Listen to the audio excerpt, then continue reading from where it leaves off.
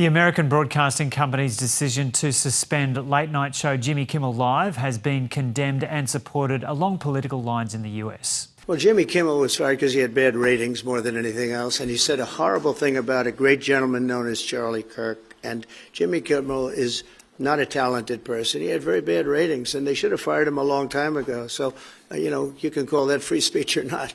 He was fired for lack of talent. And Planet America co-host John Barron joins us now.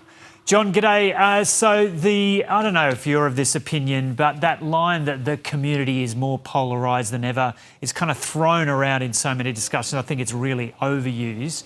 But do you agree that it is actually a pretty accurate description of what it's like in the US now?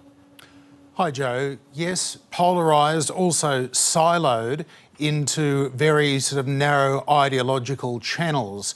And as a result of that, people's social media use and the really sort of choose your own worldview that is possible now in the information landscape that we all inhabit, that tends to echo and amplify our pre-existing beliefs.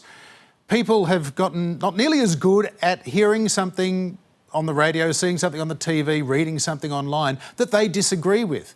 And the visceral, angry reaction to hearing something that I just don't happen to agree with, it's something that is at a whole new level compared to 15 or 20 years ago. So our level of tolerance of other people's opinions and our speed at which we're, in the United States, certainly just leaping to a predetermined ideological position or a pro or anti-Trump position, because Trump is not really strictly ideological, it's really more around his quixotic personal worldview, that seems to lock people in. So this idea that just because I don't agree with somebody who makes jokes about Donald Trump, they should be removed from the air, that is a whole new area, I think. And has it got to a kind of, you've observed the US for a long time, has it got to a pretty unsettling stage? Well, it certainly has become that way, Joe. And I think it's worth noting as well that late night television has changed in the last 20 years. If you go back to the 1990s, David Letterman, he would interview presidential candidates when Bob Dole was running against Bill Clinton, and they'd have an affable conversation. You never really got a sense of who David Letterman was going to vote for. The same with Johnny Carson in the 70s and 80s. Tonight Show's really changed in the George W. Bush and Obama eras as the audiences started to shrink for these old-style shows with their big audiences, live studio audiences. They're often with a band in the corner playing them on and off from each of their breaks, all their live guests and so on.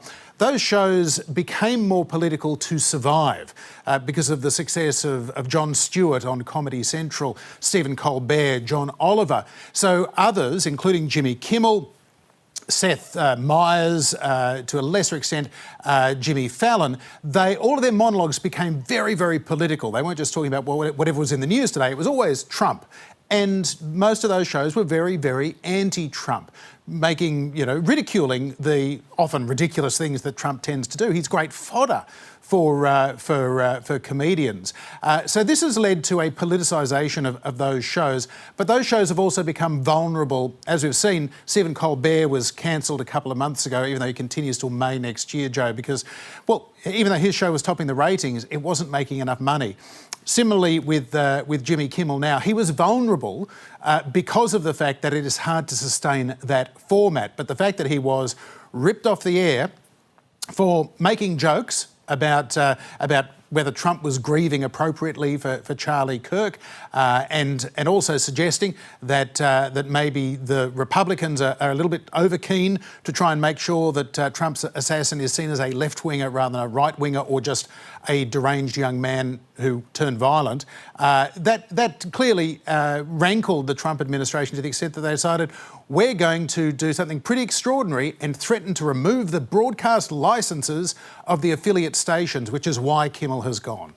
And how has the assassination of Charlie Kirk affected the political climate there in the US? it's at a level I don't think we have ever seen. This is even more extreme than the aftermath of the attempted assassination against Donald Trump when he was running for re-election last year, Joe.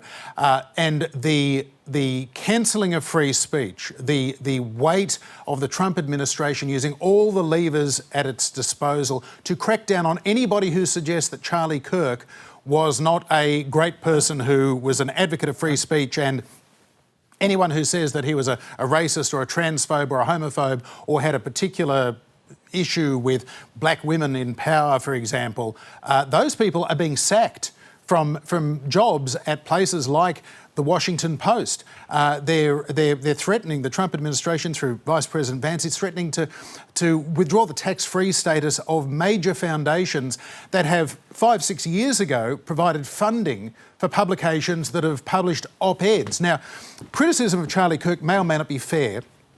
It may or may not even be tactful in the aftermath of his terrible assassination. But it is legal. It is legal under the First Amendment of the United States Constitution, which guarantees the right to free speech. There are limits on free speech, but none of the things that are seeing people sacked or pressured at the moment cross that line. Certainly nothing Jimmy Kimmel said crossed the line. That was legally protected.